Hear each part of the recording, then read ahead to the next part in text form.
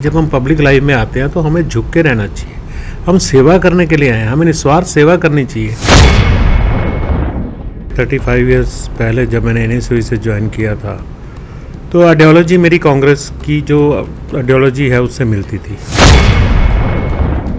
तकरीबन 5.5 महीने से लगातार पार्टी में मेरी उपेक्षा हो रही थी। मुझे बेइज्जत एक तरह से किया जा रहा था। जो बर्ताव मेरे साथ हुआ, मेरे खिलाफ शेम के नारे और ऐसे कांग्रेस भवन में लगाए जाए और मेरे बच्चे का उसमें जिक्र किया जाए जो 9 साल से बेड पे पड़ा हुआ है। मैं भी 6 साल अध्यक्ष रहा, मेरे खिलाफ तो बगावत नहीं हुई। आज बगावत के सुर आज उठ रहे हैं। नेताजी को सीरियसली होना पड़ेगा, पवन बंसल को सोचना पड़ेगा कि चंडीगढ़ में कांग्रेस धरातल में जा रही है और क्यों जा रही है। 35 साल से लगातार कांग्रेस का साथ देने वाले प्रदीप छाबड़ा आज मेरे साथ हैं, जो कुछ दिन पहले आम आदमी पार्टी में शामिल हो गए। क्या उसकी वजह रही कि छाबड़ा को कांग्रेस छोड़नी पड़ी और आम आदमी पार्टी ज्वाइन करनी पड़ी, जानेंगे आज प्रदीप छाबड़ा से। छाबड़ा जी, HBC न्यूज़ टीम में आपका स्वागत है। क्या ऐसी बड़ी वजह रही कि आपने कांग्रेस छोड़नी पड़ी और आप आम आदमी पार्टी की तरफ रुख किया आपने?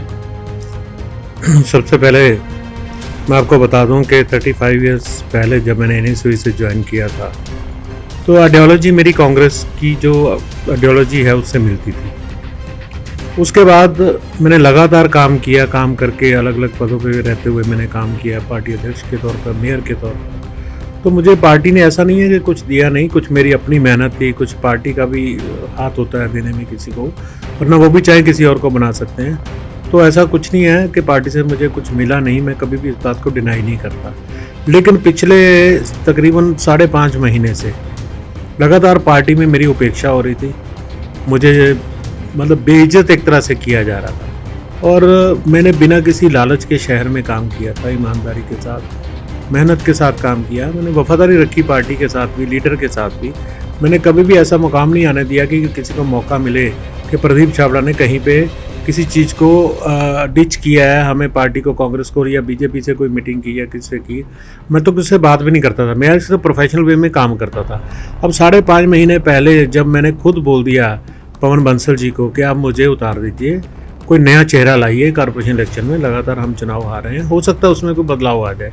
तो मुझे कोई ऐसा वो नहीं था मेरे अंदर की चेंज मुझे क्यों किया गया। ये बार बार एक अफवाह फैलाई जा रही है कांग्रेसियों की तरफ से कि मुझे शायद बदलने का दुख था। बदलने का नहीं, बदलने के बाद जो 5.5 महीने में मेरे साथ बिहेवियर हुआ, जो बर्ताव मेरे साथ हुआ, मेरे खिलाफ शेम के नारे और ऐसे कांग्रेस भवन में लगाए जाए और मेरे बच्चे का उसमें जिक्र किया जाए जो 9 साल से बेड पे पड़ा हुआ है, उसका रेफरेंस दिया जाए वहाँ मीटिंगों में, तो कहाँ तक वाजिब है?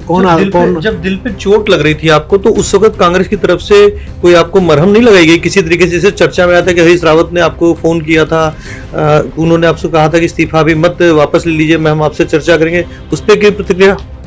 देखिए, उन्होंने कहा, उसके बावजूद यहाँ पे पवन बंसल जी की हाजिरी में कांग्रेस में एक मीटिंग में उनके कहने के बाद, और उसमें ये फैसला ले रहे हैं कि प्रदीप छाबड़ा को शोकॉज नोटिस कल इशू कर दो और उसके बाद पार्टी में निकालने की प्रक्रिया स्टार्ट हो जाएगी। तो यहाँ की जो एरोगेंसी है यहाँ के लीडर्स में, पता नहीं किस बात की एरोगेंसी है। जब हम पब्लिक लाइफ में आते हैं तो हमें झुक के रहना चाहिए। हम सेवा करने के लिए आए हैं, हमें निस्वार्थ सेवा करनी चाहिए, हमें साथियों से मिलकर चलना चाहिए। मैं भी 6 साल अध्यक्ष रहा, मेरे खिलाफ तो बगावत नहीं हुई। आज बगावत के सुर आज उठ रहे हैं। आज लगातार एक दूसरा बड़ा नेता पूर्वांचल का हमारा, वो देखो ना, आज उसने उठ के शरेआम कह दिया कि अध्यक्ष हमें ना पूछता है ना कोई बात करता है। आप डायरेक्ट शशि तिवारी का नाम ले रहे हैं? हाँ, शशि शेखर तिवारी आज अखबारों में लग गया। अब तो क्या रह गया, फेसबुक पे उन्होंने डाल दिया। तो उसमें भी प्रदीप छाबड़ा का कसूर है क्या?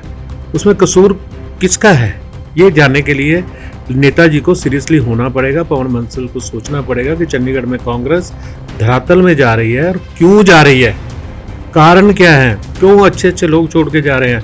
पिछले तकरीबन 5-6 साल में 9 बड़े लीडर, इसमें 4 फॉर्मर मेयर चंडीगढ़ कांग्रेस को छोड़ के जा चुके हैं। क्या कारण क्या है? सवाल इस बात का भी है कि आपने कांग्रेस छोड़ के आम आदमी पार्टी ही क्यों ज्वाइन की? बीजेपी भी थी, शिरोमणि अकाली दल भी थी, तो क्या आइडियोलॉजी आपकी जो आपकी आइडियोलॉजी वो आम आदमी पार्टी से ही जाके मिली? देखिए, मैं फिर कह रहा हूँ, आदमी निस्वार्थ सेवा करने के लिए, ईमानदारी से काम करने के लिए लोगों के बीच में आता है। उसमें मैंने केजरीवाल जी को जब देखा, मैंने बीजेपी को भी अब देख लिया पिछले 7 साल में, मैंने केजरीवाल जी को देखा कि वो उनके लिए देश सर्वोपरि है। देश पहले, बाकी सारी बातें बाद में।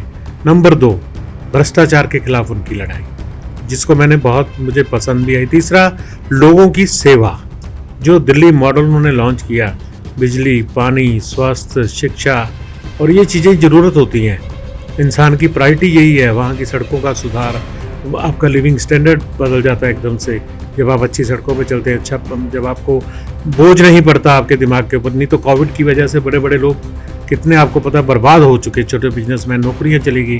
लेकिन वहाँ पे जो बिजली पानी ने बचत की, और वो दिल्ली पूरी गवाह है इस बात की, गरीब आदमी का कैसे उन्होंने काम किया। तो उसको प्रभावित होकर के मैंने आम आदमी पार्टी ज्वाइन करने का फैसला किया कि वही मॉडल पूरे देश में लागू क्यों नहीं हो सकता।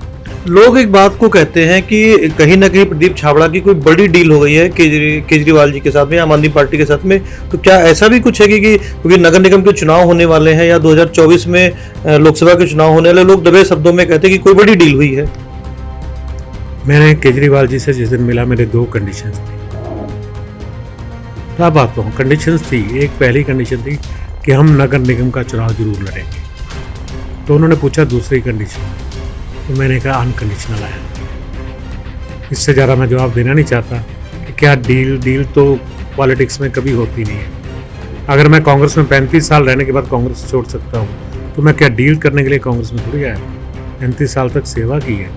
समय के साथ पद मिलते हैं, मेहनत के साथ आप आगे बढ़ते हैं, इसमें भी कोई दो राय नहीं। जहाँ वो मेरी ड्यूटी लगाएंगे, जहाँ पे मुझे सक्षम समझेंगे, जहाँ पे मुझे लगेगा मैं इस काम करने के काबिल हूँ, वहाँ पे वो मेरी ड्यूटी लगाएंगे, तो मैं उसको अपनी वफादारी के साथ, ईमानदारी के साथ आम आदमी पार्टी के लिए उसको पूरा करूँगा। आपने बात रखी नगर निगम चुनाव की।